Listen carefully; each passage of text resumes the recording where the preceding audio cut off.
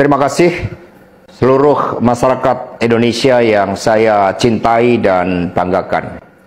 Cerita ini diawali pada tanggal 7 Mei 2024 ketika saya menghadiri pidato pemilu dan jalan kebudayaan yang disampaikan oleh Prof. Sulistyowati di UI.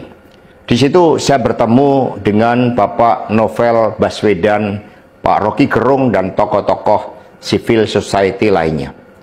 Ketika saya bertemu dengan Mas Novel Baswedan, beliau menanyakan ke saya perlu konfirmasi apakah betul PDI Perjuangan yang memelopori perubahan Undang-Undang KPK yang mengkerdilkan KPK di dalam upaya pemberantasan korupsi.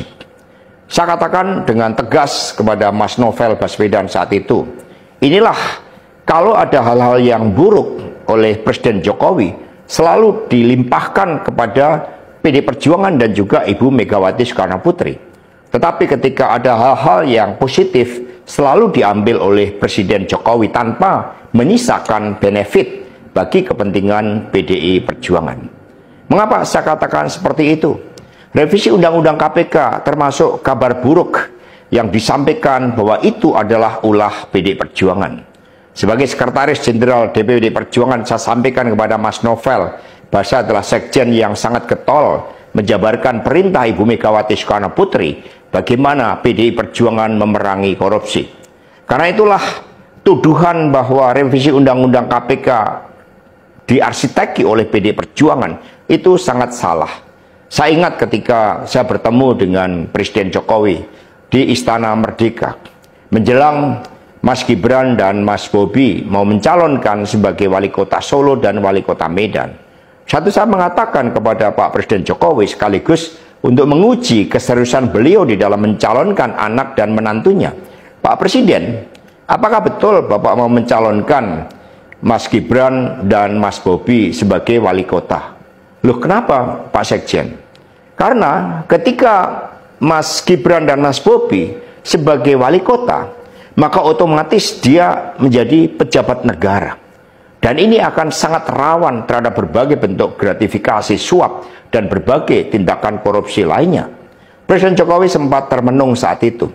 Dan kemudian dari situlah saya merasakan bahwa pertanyaan saya ini sangat mengusik perhatian dari beliau. Karena saya tegaskan bahwa ketika Mas Gibran dan Mas Bobi menjadi wali kota, maka dengan mudah akan terkena operasi tangkap tangan dari KPK dan juga aparat penegak hukum yang lain.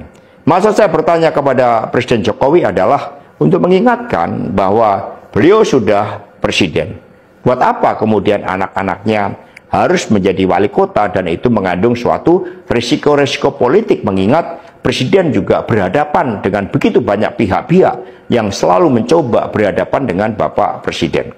Tetapi beberapa saat kemudian saya menerima salah seorang menteri dan beliau mengatakan kepada saya bahwa sudah mendapatkan arahan dari Presiden Jokowi untuk melakukan revisi Undang-Undang KPK. Saat itu dijelaskan berbagai pasal-pasal penting, misalnya bahwa pimpinan KPK tidak otomatis bertindak sebagai penyidik.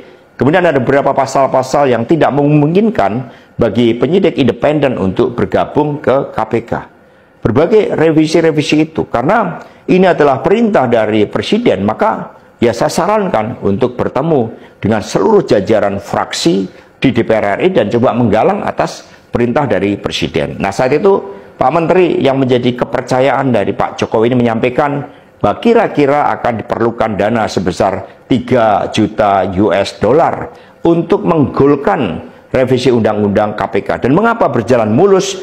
Karena Presiden Jokowi punya kepentingan untuk melindungi Mas Gibran dan Mas Bobi.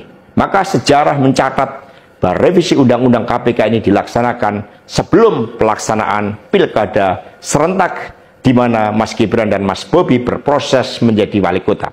Maka ketika terpilih menjadi wali kota, amanlah dari berbagai persoalan hukum karena KPK sudah dilemahkan. Jadi dari keterangan saya, yang saya pertanggungjawabkan secara hukum, secara politik, yang sepertanggungjawaban di atas Tuhan yang Maha Kuasa tentang kebenaran pernyataan saya ini, meskipun tanpa bukti rakyat Indonesia bisa mengetahui bahwa pelemahan KPK dilakukan oleh Presiden Jokowi, kemudian dampaknya dituduhkan kepada PDI Perjuangan. Ini jawaban buat Mas Novel Baswedan. Terima kasih. Tegakkan kebenaran. Satyam Eva Jayate. Merdeka.